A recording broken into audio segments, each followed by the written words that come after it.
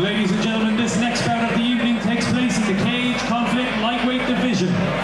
Introducing first, fighting out of the blue corner, representing Team Ryano Waterford and taking into the cage a record of 3 wins and 3 defeats.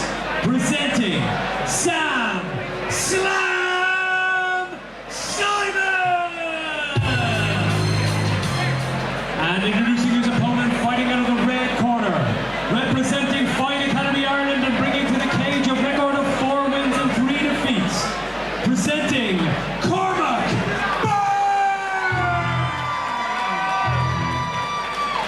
Action. Sam Slam Simon taking on Cormac Burns. This has all the fixings of a fantastic fight. Simon coming in at 3-3. Made his return to MMA this year after a near 6-year hiatus. Wow. And in that time, Burns began his amateur career amassing a 4-3 record. Cormac's got a really good style of forward pressure, good footwork, heavy feints, and he looks like a really good boxer right there. I really like his style. If you follow on Instagram, you've seen a video of him hitting pads with Liam Shannon, looking very clean, and he just uncorked one of those combinations, finishing with a beautiful leg kick. Both guys look very composed, very relaxed. Is this Simon's first fight in 6 years, did you say? He made his comeback this year in June. Right. So his first fight was in June after a 6-year I hiatus. was about to say, no ring rust there. Straight in. Won a split decision last time out against Victor Zachariah. Showed great wrestling in that, so he does have that in his locker. Very dominant, especially in the clinch to trip takedowns. I feel like I'm watching a pro fight here. You know, both guys look very relaxed. They're not winging shots in. They're setting things up and being very patient. Very impressive from both guys. Last time out, Burns lost a split decision to Keith Keogh in December at Cage Conflict 5, and he's adamant that he has made the necessary improvements. There's no shame in losing to Keith Keogh. He's probably one of my favourite fighters at the moment. Big shots there. Nice shot over the top from Burns. You know, I train a lot with Cormac, and one thing I will say, he's an absolute perfectionist. If something doesn't go his way, he wants to know every intricate detail of how he can stop it the next time. With that kind of attitude, how can you not go far? He's a really, really good student of the game. And he's making intelligent reads right now, just evading the shots. Nice head movement. Very good head movement. What I'm liking from Simon is his ability to get in and out. He's throwing that jab, and he's just getting his head out of position as Cormac's come back to the counter. Those leg kicks are working really well for Burns. He's disguising them very well behind the hands, but big shot there by Simon. Very, very big shots. No initiation of the clinch yet from anybody. It's been all stand up. Nice 1-2 from Simon.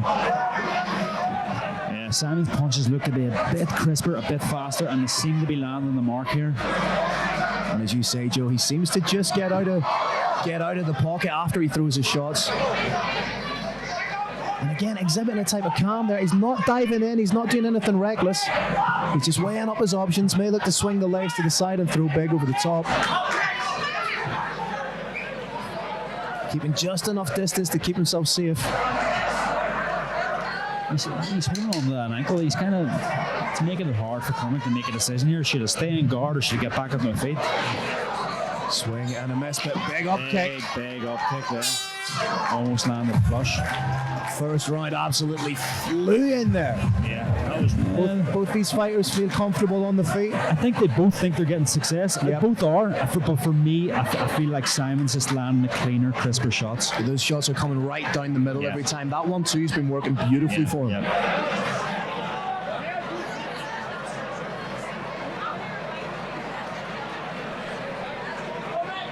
Second round ready to go. Simon looking to take the centre of the cage here. Caught the kick and threw a big shot. Again with a 1-2. Good lateral movement from Burns there to get out of danger and put himself back into the centre of the cage. Lovely feints. Clinch initiated for the first time by Simon here, pressuring Burns against the cage. Trying to sneak behind maybe and get one of those legs wrapped up. almost attempted a lateral drop there, but which can be quite risky. You know, if you don't hit it right, you're on your back. Well, he did get punished there with a few short shots from Burns. Burns looking very comfortable here, very relaxed. He's been in this position quite a few times before, training up at Fight Academy Ireland. Scope there, it's space for him to dig in for the underhook if he wants it. Just roll his own right arm in if he wants it, but it seems to feel like he has enough control here. Again, every time you see Simon kind of encroach to that side position, you feel like he's trying to wrap up a leg and get that trip. He looks like he might just want to try and break off here. When he's getting the body lock, he's trying to come around to the back, but Burns has that overhook, which is going to make it really difficult, but he's kind of let go of it here, and I like to see that. I don't like to see guys holding on to things if it's not there. If it's not there, just break off and back to striking. Again, it looks like two pros out here. Yeah, it was a lovely pivot step from Simon just to get out of the way. Trying to get that trip takedown. Has the hands connected, but Burns doing a good job of defending. He's creating enough space between himself and Simon.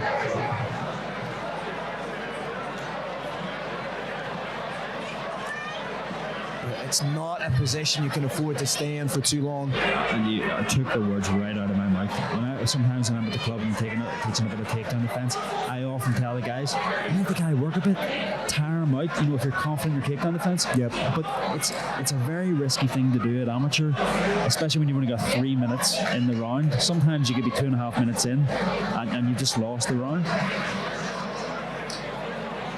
It's just about making the right decision at the right time, which, that's what you learn in amateur, isn't it? Burns trying to get out of that position, but Simon once again just pressuring him up, and he's landing enough shots with the little knee strikes to keep himself in this position without the referee breaking them up.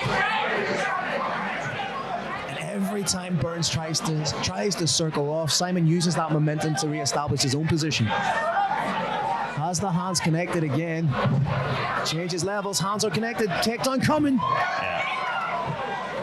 Very nice work from Simon. And what he did so well there, he brought Burns off the cage so he was in the open forum of the mat. Good IQ there from Simon. Cormac again, he knows what's going on here, and he's just kind of thinking, what do I need to do to get back to my feet without risking any danger? 10 seconds left. You don't want to kind of give up your back in 10 seconds. He even looked over the commentary there and shook his head a little bit in frustration, as if to say, what am I to do here? Cormac's a very good wrestler himself. I would like to see Cormac come out, take the center of the cage, work in with the feints, and eventually change the level and try and work from the top. Simon looking a bit more tired after the grappling changes in round 2. Well, that's something that people don't often realize. Grappling takes it out. Those takedowns take it out of the guy executing the takedown as well, because he has to work for it.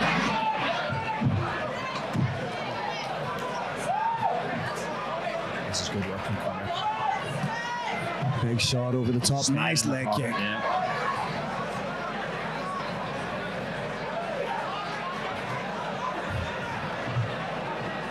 Cormac's just come out here with the attitude of I need to get this fight finished. Oh, nice shot right up the middle. Shook his head. Which is usually a sign to say yes, it did land. Cormac looking better in this round so far, Joe. He's throwing with a lot more intent. He's looking to finish here. He's doing the right thing. He's walking forward, feinting and throwing big overhand rights, and some of them landing clean. Really having no time to land the knockout blow. I'd like to see him disengage from this position just because the round is so short. And he landed a beautiful 1-2 to get into that clinch position. This is what we talked about earlier. It's decision making here. What does he want to do from this position? Now, instead of breaking off, he ends up with his back against the cage.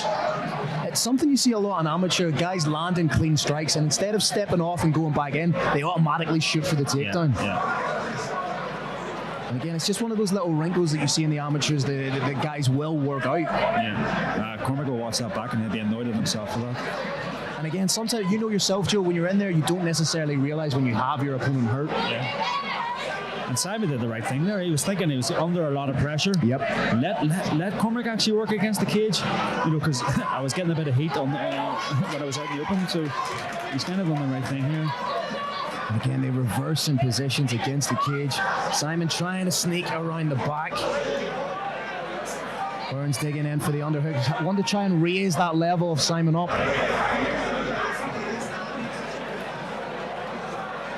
if I'm Simon, I'm just riding out this round here.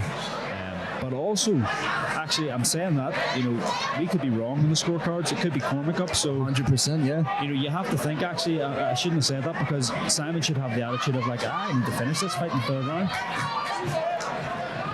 Nice. Certainly the attitude that Cormac has. That leg kick every time for Burns is absolute fire. Laser right hand. Oh my God. He's trying to throw an absolute heat seeker with that right hand. Simon's on his back here, but he needs to keep that chin tucked. Did the right thing, as you say. Was getting a little bit of heat from Burns. Close the distance, takes the takedown, and is going to finish the round on top. And we go to the judges, and as you say, with a fight this close, Joe. Do you know what? For me, I think Cormac was the one looking to finish that fight in the third round. Yeah. That was it was clear cut for me in the third round that was Cormac's round. It's rounds 1 and 2. I'm just not sure. Especially down to round 2. perception, yeah. I just don't know. They come down to perception, don't they? Well, once again on our main card, we go to the judges. Ladies